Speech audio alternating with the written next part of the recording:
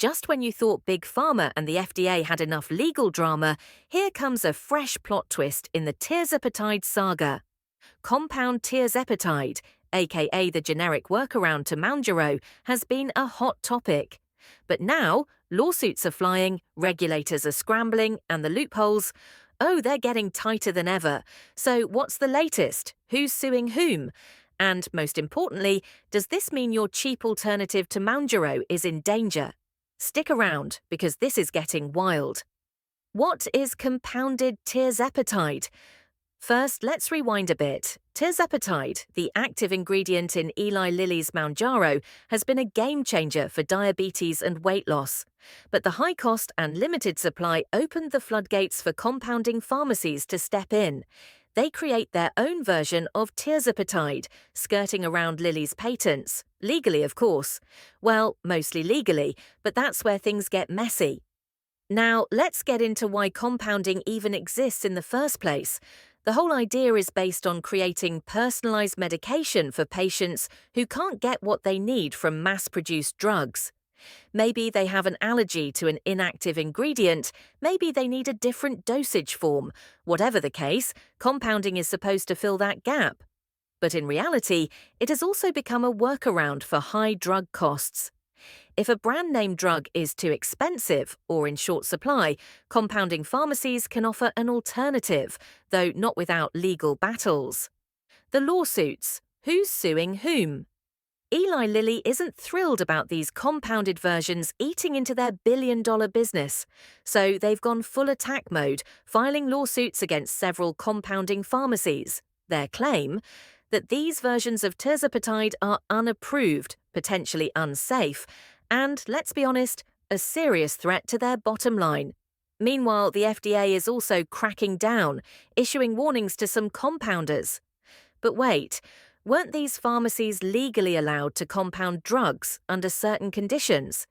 Yep, and that brings us to new lawsuit details. Eli Lilly's latest lawsuits focus on pharmacies allegedly misrepresenting their compounded Tirzepatide as being the same as Mounjaro, which is a big no-no under FDA regulations.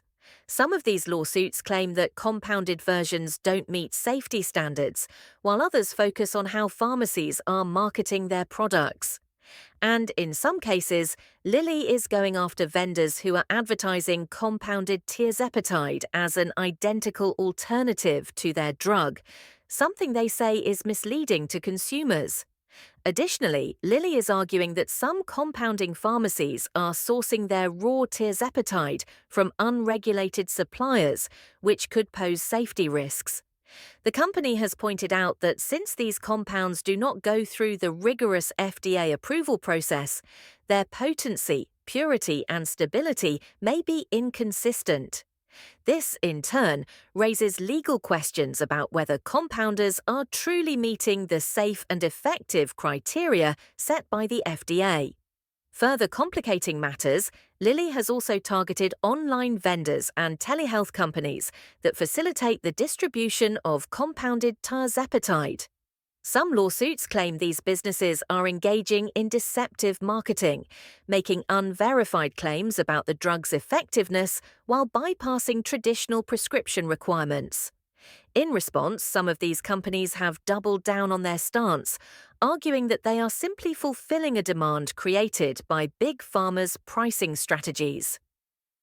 The loopholes. How compounders are fighting back. This is where things get spicy. See, compounding pharmacies operate under a special exemption in the law. If a drug is in shortage, they can step in and provide an alternative. And guess what? Tirzepatide has been listed on the FDA's shortage list multiple times. That means compounders can legally produce it. But here's the kicker. Lilly argues that these versions aren't following the same rigorous safety and quality controls. Some of the compounded versions don't even match the exact formulation of Mounjaro. This legal battle is all about whether compounding pharmacies are pushing the boundaries too far or if Lilly is just trying to crush the competition. Deeper dive into loopholes. Another key loophole compounders are using, the 503A and 503B pharmacy designations. 503A pharmacies make custom medications for individual patients, while 503B pharmacies operate on a larger scale and can produce medications in bulk. Lilly is arguing that some 503B pharmacies are overstepping their boundaries, essentially mass-producing Tirzepatide instead of making it on a case-by-case basis. On top of that, some compounders are importing raw Tirzepatide ingredients from international suppliers, where regulations might not be as strict. This raises another legal issue, whether these compounded versions are really meeting US standards.